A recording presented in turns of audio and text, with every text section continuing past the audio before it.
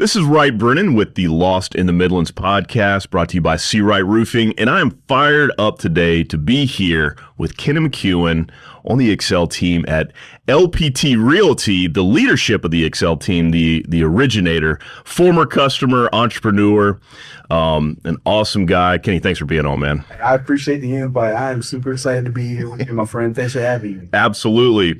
It's awesome always kind of running into you guys every few years. I mean, you were one of my first customers.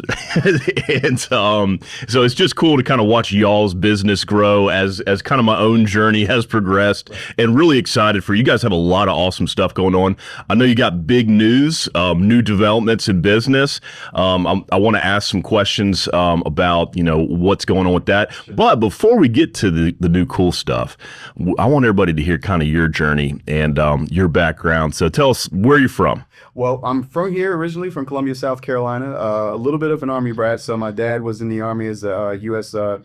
Sergeant, and for everybody out Appreciate service. Thank you for your service as well to everybody listening.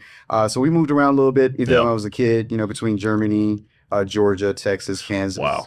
And then settled back here, kind of tell my age a little bit, back in the late 80s, early 90s, elementary school to make it even worse until the age.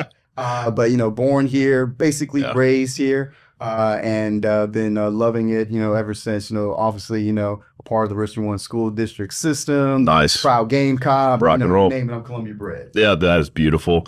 Very cool.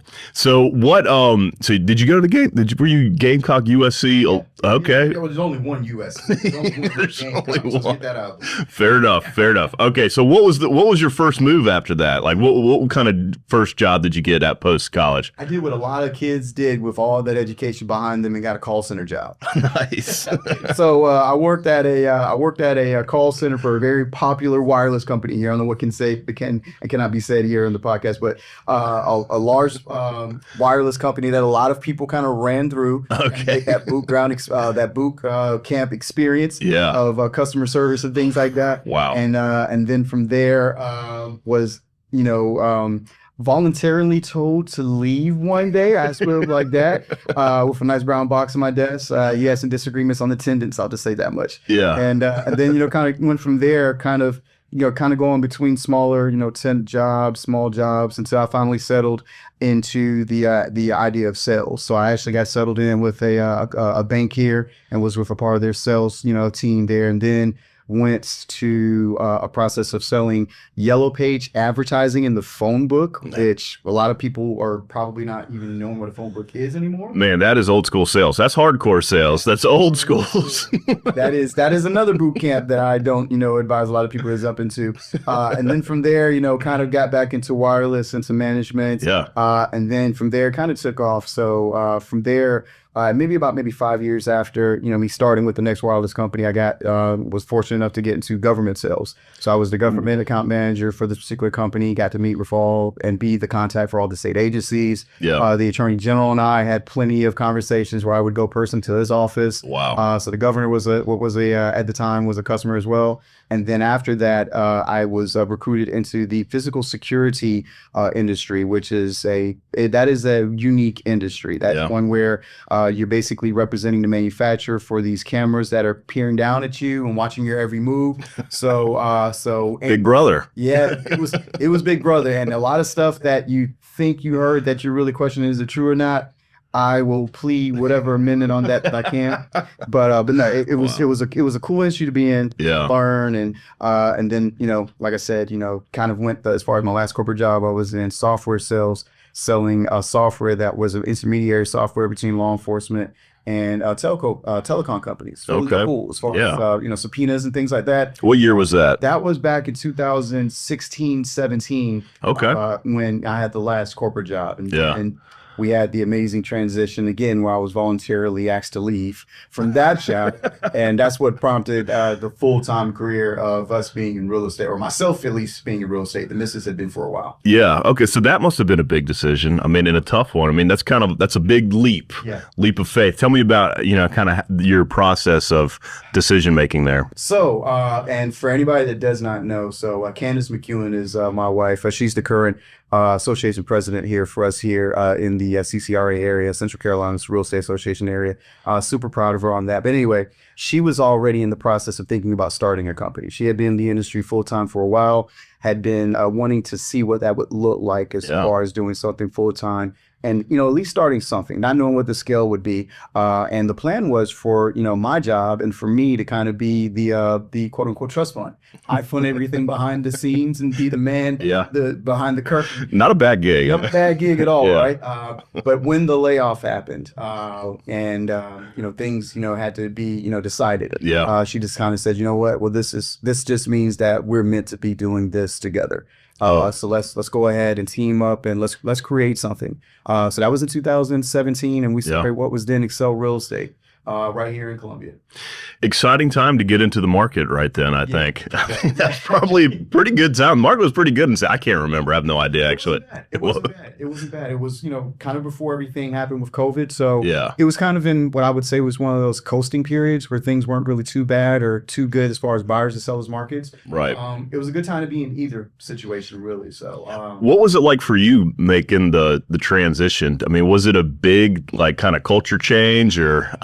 It was tough. So you're talking to a guy that had basically, you know, I threw in everything to being kind of a tech guy and also a sales guy corporately, right? Yeah. I wanted to be, my ambitions before that, I was always wanting to be the guy that you would see riding around, you know, either in the streets in town with a suit and saying, and what does he do for a living? Or the guy in the airport with the badge. Yeah. Well, what does he do? I wanted to be that guy. Yeah. And I did a lot of that. I did so much travel, it was crazy. But going from that to basically going to a totally different industry. Where sales or not, you have to really be prepared, you know, mentally for that kind of change. And it wasn't easy. I'm also, you know, a person that likes to self-teach themselves. I really didn't want any dependency from the missus as well. I want to learn this industry. I want to learn this role, and, you know, I wanted to learn what it was going to be like to be an owner and everything else that, you know, was involved with it from the business side. So it wasn't easy, but I will say having the right partner makes a big difference too. So, you know, that made it very easy. You guys have an impressive rap sheet. I mean, it really is awesome seeing what you guys have done. And sales is kind of sales in some degree. I mean, before you're building relationships with people who, you know, need giant security systems, and they, you know, and then you can take those same, I'm assuming you can take some of those same skills and just reapply them to, you know, people who need property. Is that, I mean, does a lot of it kind of filter over to the next industry? It can translate. It can translate. I think if you have any kind of sales experience, no matter what it is, or I say anything that involves the science of working with people, you can be a very good real estate agent. The thing about sales is that you have to really know how to, you know, essentially listen to your client's needs, go through and become, you know, establishing a partnership, a relationship. It's a relationship business. Those core things you pretty much learn in any kind of sales role. It's just really taking that mindset of saying, hey, I'm not selling, in this particular instance, a product, or I'm not representing a company, but I'm rather representing myself. I'm representing a service. I'm also representing my client. So that shift is very important. And a lot of times people can't do it because they may be so molded into that sales life or that role that they've prepared so long for, that they're so used to. But the core aspects of things are there. So they should, you know, be able to at least lean on one or two of those things to try to attempt to make the transition. If, as long as they treat it and they remember that it's a people business, then, you know, for that was the thing for me, just reminding myself, hey, you know what, this is the same mindset that I had just working with, let's say, a university or a sheriff's association, or, you know, in some instances, a government entity. You know, how does that translate as far as the conversation and identifying their needs and getting to the end goal? Now just with a house or land or a commercial building or something like that. Yeah, that's, I mean, it's impressive. You know, you took that and you put it into this, and you guys have been so successful. Well, thank you. That is really cool. And I've seen you guys grow, and all that stuff's great, but tell me a little bit about the challenges. I mean, you know, you hit the speed bumps. Tell me a little bit about that. So I'll say that one of the biggest challenges for anybody that is thinking about doing this from the standpoint of, I'll break it down a couple of different ways. Ownership, you have to really be prepared for the overwhelming good as well as the overwhelming bad. Growth for us was something that I'll say that we knew would happen, but I don't know if we were prepared for the level of it happening to an extent one time that it did. I remember having a conversation with, my wife at the kitchen table. Yeah. And we were so back and forth upset because I told her I did not want to get past 20 to 25 agents. Yeah. That's overwhelming to me. That's going to be crazy insane. Before Excel Real Estate, was a partner with another company, we ended up with over 330 agents. Good Lord. 3 states and 7 cities. So my idea of growth was out the window really, really early. Yeah. So preparing for that, Yeah. having that plan, having that business plan, having, maybe even a mentor or maybe some kind of guider to kind of walk you through what those steps could look like. And also maybe establish boundaries if you don't want to go too quick are very important as well, along with the things that are challenges, right? You really have to be prepared for the things of growth and how expenses work and how things work with relationships and even attrition. Candace and I, we are very, very deeply involved, even to this day, with so many people on a personal level. I think that's what makes us very unique. So you can't take things too personal when it comes to business, and vice versa for anybody that may be on the other side across the table from us. You have to remember that at the end of the day, if you're in this industry of serving people, which is real estate, the end goal is to take care of that client. Right. And the end goal is to make sure that the transaction happens well and that is, what's accomplished. Nothing personal in between. Yeah. Well, that speaks to y'all's strong leadership. I mean, that is a lot of people that you are working with. So I can imagine tons of relationship, conflicts is just going to happen in business, right? It was interesting, man. It was definitely an experience that I could go ahead and just sit down with anybody and talk about, and hopefully, just provide some kind of insight too. But it was a little bit of a shock. Cool. Very cool. Growing pains. Well, tell me a little bit about, before I ask you I know the big news, the big change, who are your clients now? So I really don't, have anything as far as any kind of filter where I don't serve a certain type of client provider. So, right now, residential is still, definitely deeply in my heart. I love the military community, retired and active duty. Yeah. I love serving them. That's awesome. Maybe something close to 90% of my business personally on the residential side of things is anybody that's active duty or retired. I help so many people that are either transferring, as they call it, PCSing in to Fort Jackson, Char, Force Base, McIntyre, things like that, get settled here into the Midlands. But I love assisting people with that. I've done a lot of land as well. Cool. And I'll say this about land. When it comes to land, if you're thinking about the aspects of purchasing land, you want to make sure that you're really working with somebody that understands those aspects of everything that is involved. Yeah. Because there are so many different levels and situations of land purchasing and ownership here in the state. And, you want somebody that, is comfortable with kind of flowing through and going through that process with you. Right. And outside of that, I've really been kicking it in with commercial. Commercial is something that's a very relatable product to me because of my corporate American experience. So I love it. A lot of people kind of look at it and say, oh, no, I don't know if I want to test that industry. I gravitate to it, man. And eat it up. I think that it's one of the needed, kind of, agent, kind of services here in the area, because you have a lot of ambitious entrepreneurs that want to go ahead and get into the aspect of owning commercial real estate, as long as them being, a homeowner or, something to that extent. But they don't know exactly where to go and how to go, about starting that process with somebody they can have a comfortable conversation with them. I'm very proud to kind of, hopefully take a little lead on that. This is Wright Brennan, the owner of Wright Roofing. When it comes to the maintenance of your roof, you want to know that you have an experienced team that knows what they're doing. And with 10 years in the business, we check all the boxes. Leaky roof, storm damage, or just overdue on maintenance, give us a call at 803-828-4181 for a free estimate. Again, that's 803-828-4181. And remember, our commitment is to roof it the right way. Yeah, that's interesting. I can definitely relate. Sometimes I want a brick and mortar. Sometimes I'm like, I don't know if that's the right. So yeah, I bet it's a good niche. I can definitely see how that's a great way to bring in good clients. Absolutely. And you know, like I said, it just provides, you know, another service level for, you know, for the community. Just Right. having somebody that, you know, you can comfortably go to, you know, and just ask them, you know, just some very, you know, simple questions. But, you know, hey, you know, I don't know about the zoning aspects of this. And, you know, what does it look like as far as me being a landlord possibly? What can or cannot do in this building? Yeah. A lot of those questions, you know, people, you know, get a little nervous about approaching the right people about. And that's what I've been trying to do, is become more of that, you know, comfortable contact for them. So yeah, that makes sense. Awesome.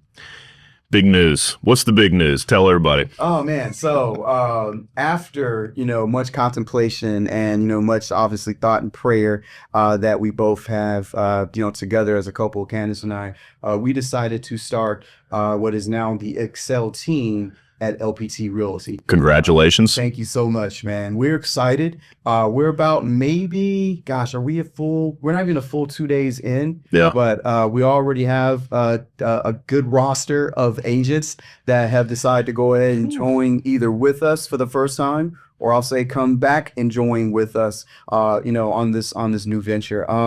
It's humbling because, you know, I don't think Candace and I realize how much of I guess an impact, which is kind of a weird word for me to say. It's humbling to know that people care and respect for us so much, you know, for what we've done for these past few years. Actions like this. The support was tremendous. But as I always, you know, remind people, especially the past day or so, Excel Real Estate was actually built on the backs of this amazing roster of agents that we had between the 3 states and the 7 cities. We were just basically there to kind of be a resource and asset as much as we could. But when it came to the, you know, the logo is the reputation. So when the logo was placed back out there in social media, a lot of people's eyes lit back up and said, oh, I remember that. I remember what that used to feel like. And that's a humbling experience. It's really, really cool. So that's where we are right now. We're super excited to serve the community in this capacity. We are a part of the leadership group here in town, and we're not just looking to start this and grow this from a local level. It's an opportunity to do some things nationally now, which is very, very exciting to us. So yeah, you guys are going to dominate. An inspiration to the rest of us entrepreneurs. So you guys are out there killing it. Fantastic. What changes have we seen in the industry over the past few years? Let's talk like the here and now. What's going on most recently? Ooh, where do we start? I'll say what's really going on. You know, the biggest thing obviously is things with the interest rates and how people qualify, you know, for the loans and those different types of things. We actually had an opportunity here locally to have a panel of mortgage lenders do a podcast. Cool.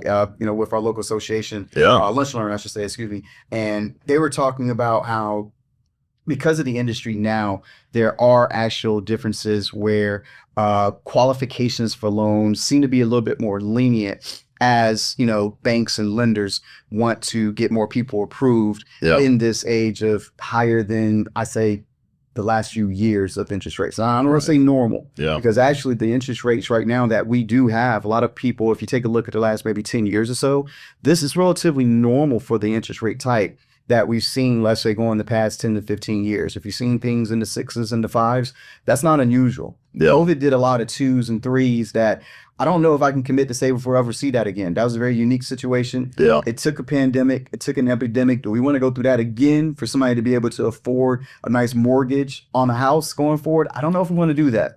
But that is something that I would say is kind of the thing right now is, you know, flexibility on the mortgage approval process that these guys were talking about yesterday. Also, you know, one big thing as well nationally that we're watching, especially here in South Carolina, is the impact on insurance when it comes to homeowners and prospective homeowners.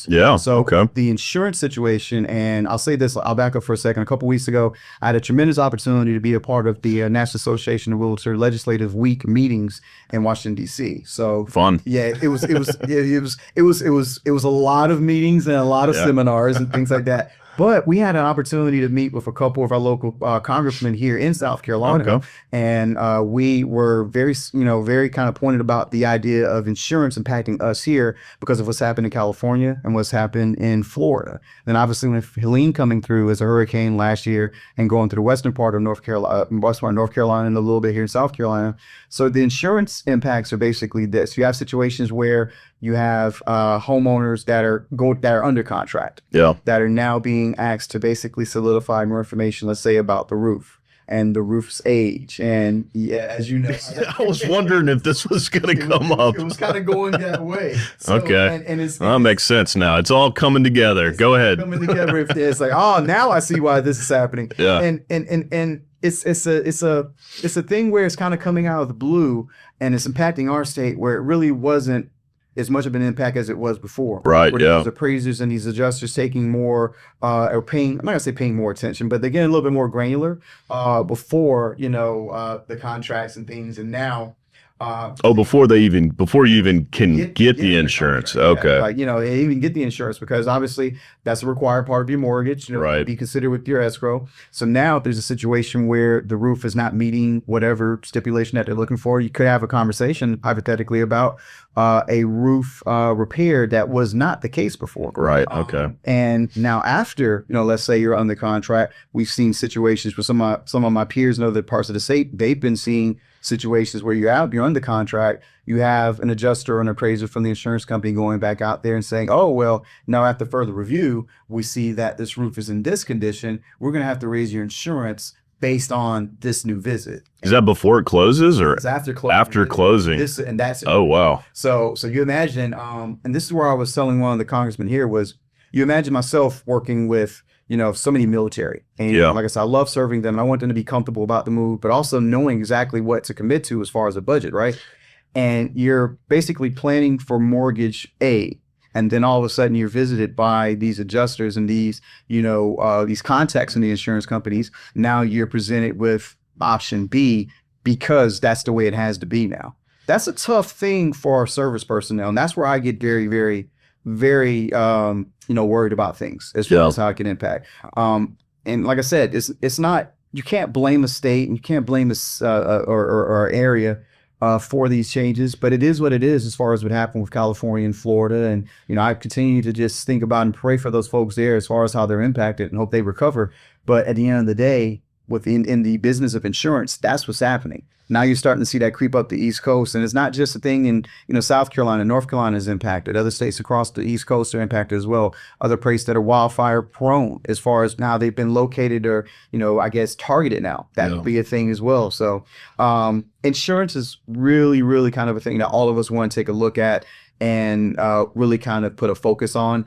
I'd recommend going ahead, if you have any kind of contest with your local legislators, get in contact with them, let them know that you have, quick questions and concerns about how that may impact, your area. Get in the ball with this because it's not going to be anything that rolls backwards. It's going to kind of be a rolling thing with momentum on the issue. Yeah, that's really interesting because I see it on like after the claim is filed, the tightening of the belt. Yeah. I mean, it seems like coverage is much more difficult.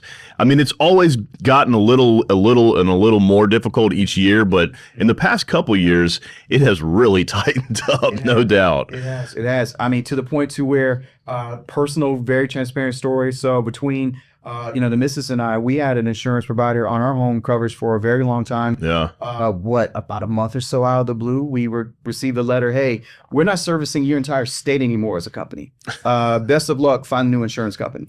And we're not the first ones. And, I don't think we'll be the last as these companies decide how they want to go ahead and provide coverage going forward.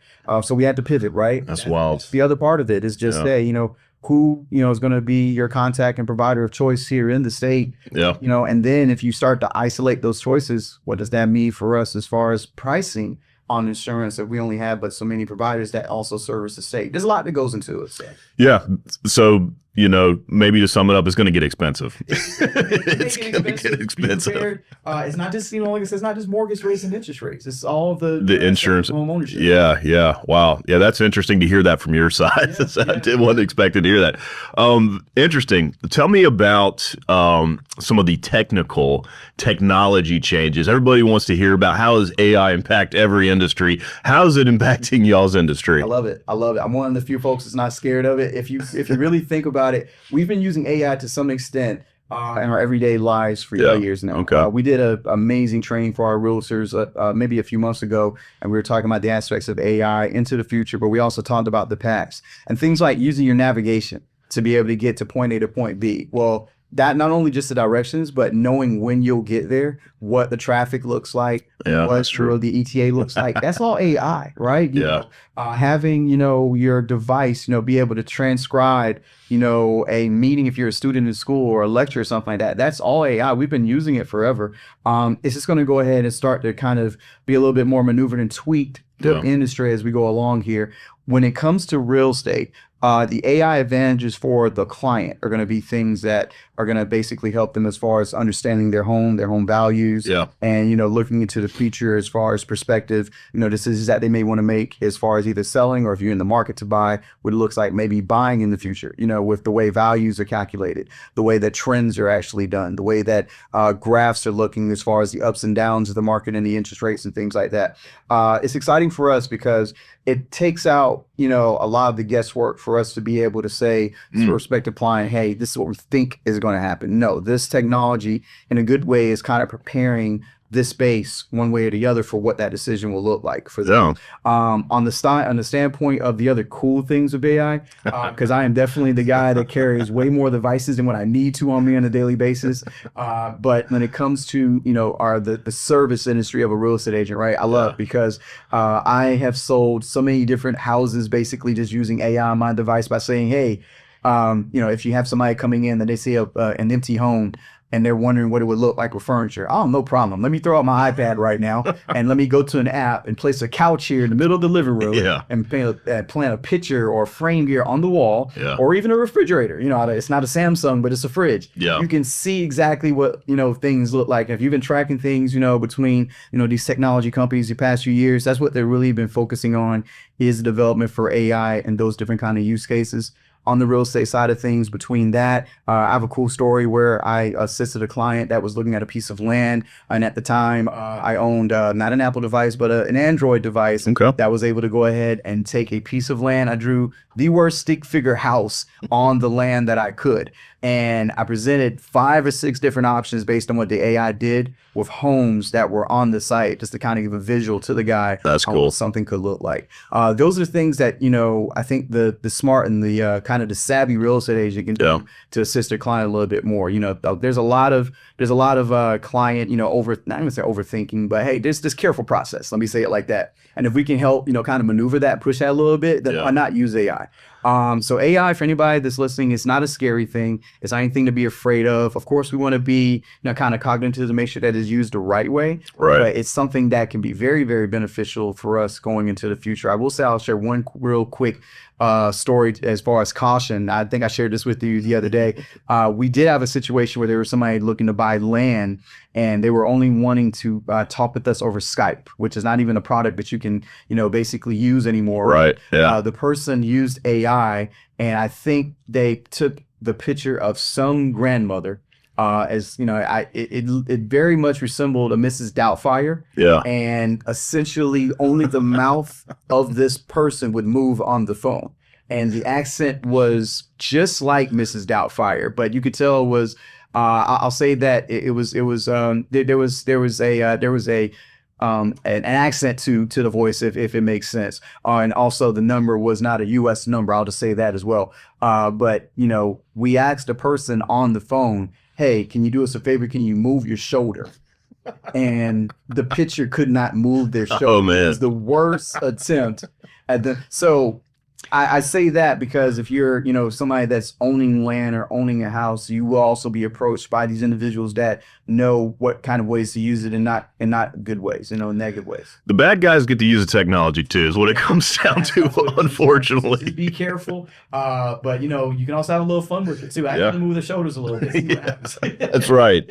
Test them. Very cool. Yeah, that's hilarious. So good and bad. Sounds like a lot of good. That's really exciting stuff. I'm glad you're on the positive end of the AI trends. I'm optimistic about this. I love it. Any final message to the viewers about the future of you guys, y'all's team? We're excited about continuing to be an asset, to this community. So I'll say this to the general community in general, talking on behalf of everybody in real estate. There's some amazing people out here in this industry. Yeah. I saw that in Washington, D.C., over the past couple weeks or so. I got to see that in Boston where the national convention was, and seeing so many different people out there wanting to learn more about how to be better real estate agents and realtors. Right. And, provide so many different solutions and, be resources, for their communities back at their homes. Here in town, I will selfishly say that you have some of the best, probably not only in the state, but in the entire nation. Heck yeah. We are extremely proud to be in the actual industry that we're in. And we're just going to be looking to continue to do more, man. I think that the best is definitely yet to come. I'll say too that, don't worry too much about, what your thoughts are as far as, the bad, as far as what the market may do and everything like that. I always get the question, Kenny, when is a good time to buy? When is a good time to sell? And I always say yesterday. Because, I think about when my grandparents bought a house back in the 70s in Little Sumter County, and looking back at my grandfather's records and seeing him pay 4 digits for almost an acre of land and a 3-bedroom house. Right. 4 digits. Wow. And now that same home is 6 digits plus well into it, back now here in 2025. Real estate does nothing but appreciate. Yeah. So if you're in the situation where you can have somebody assist you with either, you buying a home for yourself and accomplishing a goal, or wanting to start a legacy, whatever that looks like, starting a business, get into it now if you can. Tie yourself up with a good real estate agent, a good realtor, a good company. Have a great, group of resources around you, such as, great roofers and great contractors, right? Here. Make sure that you are basically getting to your goal. We are just here to help, and, we're very humbled to be in a position to do so.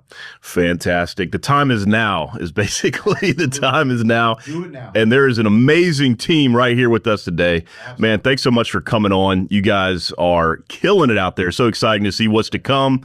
And we'll have to have you on again down the road. So thanks, man. I look forward to it. Thank you again. Fantastic.